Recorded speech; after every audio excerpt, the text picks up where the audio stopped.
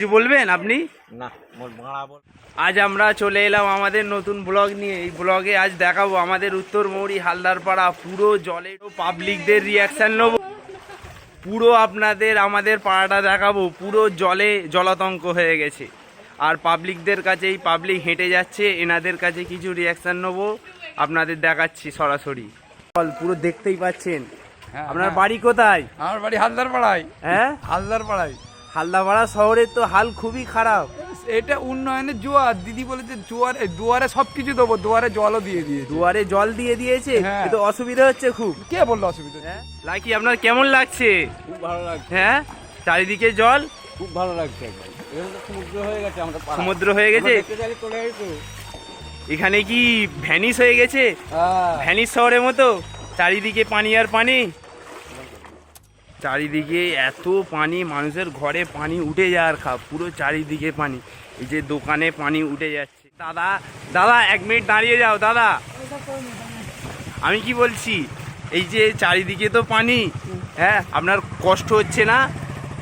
হ্যাঁ, বলবে তো। এই দেখুন কত মাল নিয়ে অর্ডার আছে, মনে হয় হাটে যাচ্ছে। এই যে হালদারপাড়ায় পুরো পানি জমে আছে, এই নিয়ে তুমি কিছু বলো একটা।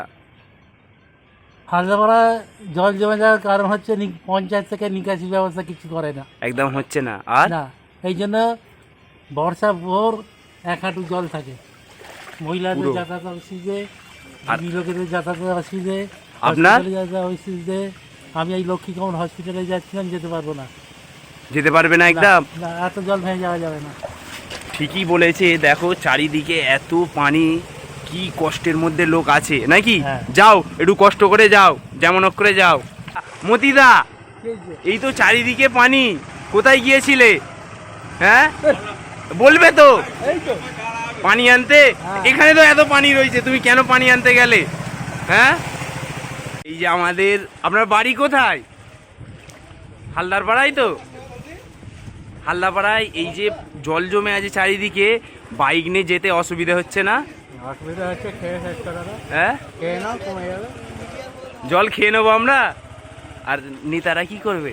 নেতারা আমল চলবে। হাসানুদ্দার কাছে চলে এসেছি আমরা। হাসানুদ্দা, আমরা যে আজ দীর্ঘ 20-25 বছর, আর এই নিয়ে আমাদের পাড়া 4-5 বার ডুবে গেল। আপনাদের পাড়ায় কিংবা আমাদের পাড়ায় যারা মেন পঞ্চায়েতের সদস্য আছে, তাদের কিছু বলতে চাও এই ভিডিওর মাধ্যমে? বলতে চাই তাদের একটাই, যে তারা কি দেখতে পাচ্ছে না, তাদের কি চোখ নেই?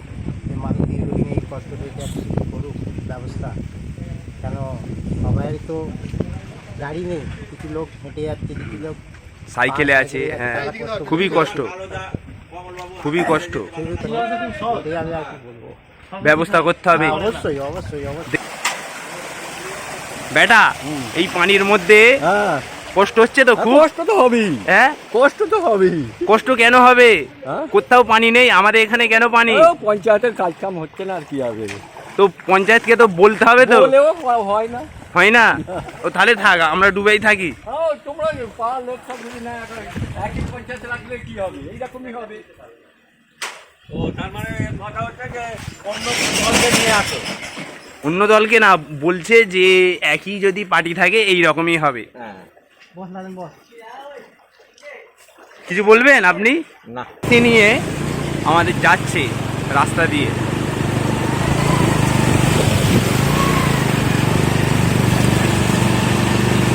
এখানটায় সব থেকে বেশি পানি, আর রাস্তাটাও খুব খারাপ।